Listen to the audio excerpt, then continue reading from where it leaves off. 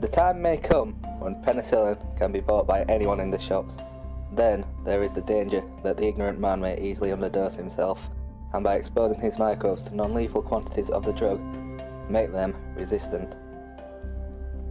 These words were said by Alexander Fleming in his 1945 Nobel Prize acceptance speech for his discovery of penicillin in 1928, the world's first true antibiotic. And ever since then, we have had the upper hand in the fight against infectious diseases, but we are quickly losing our grasp on this advantage, and the bacteria are starting to turn the tides of the war. These days, the media is overflowing with stories of superbugs and antibiotics and the potential onset of a superbug apocalypse. But what happened here? Weren't antibiotics hailed as the wonder drugs of the 20th century? So why are they not working now? And, more importantly, why is this so worrying? The loss in effectiveness of antibiotics is largely due to its inappropriate use.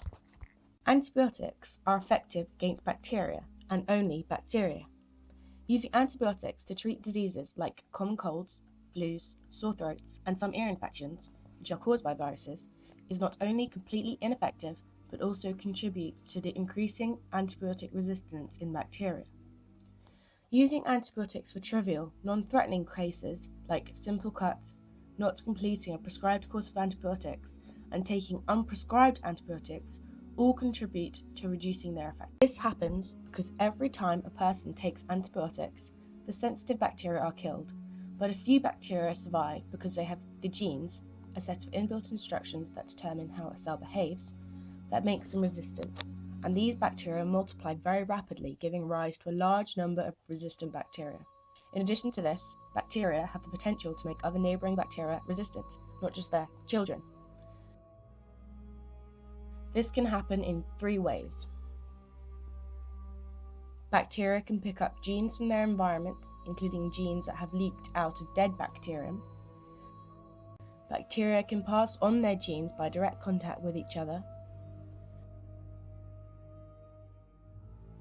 They can use a virus to transfer their genes to another bacterium for them. So, if initially just one type or species of bacteria becomes resistant, many other species of bacteria can become resistant because of them. And now, all of these bacteria cannot be killed by that antibiotic because they are resistant to it. The consequence of this is greatly worrying.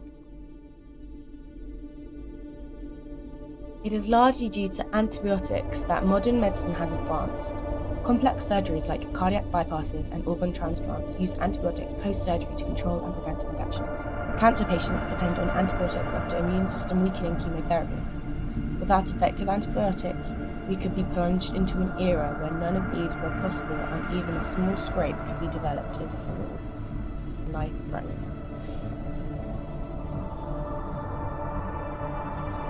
It has been reported that 2 million of the number of people in the USA had developed antibiotic-resistant infections, and that 23,000 people die each year from these infections.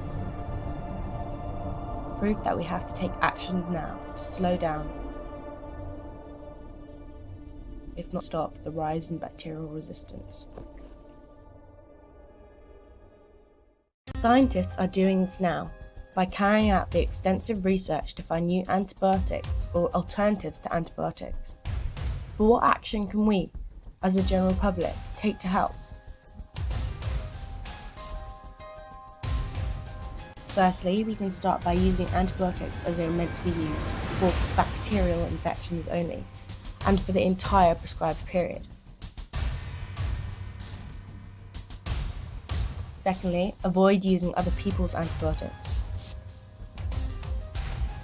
Thirdly, ensure proper hygiene by thoroughly washing hands with soap, especially before preparing meals, eating, and after using restrooms/toilets. After all, prevention is better than cure, especially if that cure is not effective anymore. And lastly, finally raise awareness by spreading the word about bacterial resistance. The more you know about it, the less likely you are to misuse it.